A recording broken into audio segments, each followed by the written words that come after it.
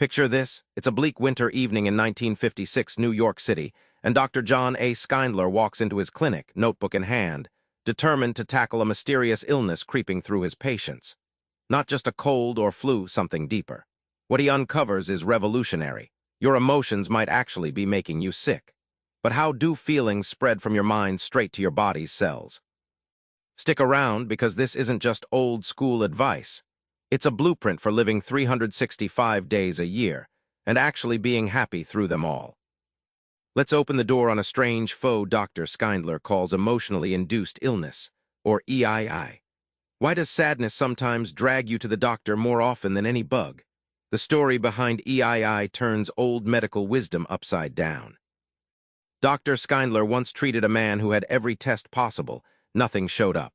Yet the man's headaches and fatigue got worse every time he faced personal stress. Schindler realized these symptoms weren't random, but linked to emotional turmoil. This was years before the medical world talked openly about stress diseases. Think of your nervous and endocrine systems as an intricate circuit board. When emotions surge, it's like electrical signals flooding the board, sometimes overloading it.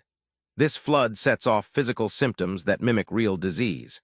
The key insight: your body actually reacts directly to your feelings, wiring emotional pain into physical illness. By acknowledging emotions and managing them, patients experienced fewer visits and better health. It's like rebooting a glitchy computer. Once you clear the emotional clutter, the physical symptoms can improve or even vanish. Schindler's research flipped the script. Happiness isn't just feel-good fluff, it's essential biological medicine. Here's where the book gets practical. Life piles on stress like New York snowstorms, but Schindler says your response can flip the script. You don't just suffer stress, you can harness it to sharpen your health. Schindler describes a factory worker named Eddie, whose heart raced and stomach churned daily from job stress. It wasn't just mental. His nervous system was stuck in fight-or-flight mode, triggering hormonal chaos. This chronic reaction eroded his health, until he deliberately learned relaxation techniques and shifted his mindset. Imagine your brain as a thermostat. Stress cranks the temperature up, but you can turn it down using habits like deep breathing, laughter, and focusing on small victories. These aren't gimmicks. They calm the nervous system, restore balance, and stop the cascade of harmful physical responses. Schindler's advice echoes decades later. Regular exercise resets your nervous system's fire alarms, and thoughtful nutrition fuels the body's emotional engine. He updates traditional wisdom with modern science, showing how diet and movement aren't just about weight. They regulate your emotional baseline and protect against EII. So how do you live all 365 days happy?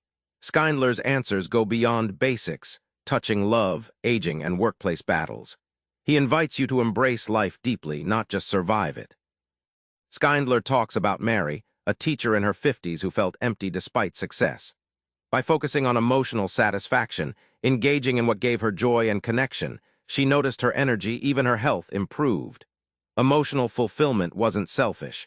It was vital fuel she'd ignored for years. He also explores sexual maturity, not just as a physical milestone, but an emotional one. Accepting and understanding your sexuality supports emotional health. Denial or shame in this area doesn't just cause discomfort. It's a hidden source of EII that drags down overall happiness. Facing aging, Schindler warns against resigning to decline. Mindful choices like cultivating positive relationships, staying physically active, and practicing gratitude turn aging into a period of sustained vitality. It's not about fighting time, but choosing how beauty and health evolve as you grow. Remember that chilly night in New York where a curious doctor uncovered how emotions sabotage our health? That's your call to action. Start treating your feelings like they matter, because they do deeply. Tonight, try this. Before bed, jot down one small joy you experienced today. Keep collecting them like gold. It's simple. It's powerful. Your body and mind will thank you for living every day fully, not just 365 days, but 365 happy ones. Subscribe for more book summaries like this one.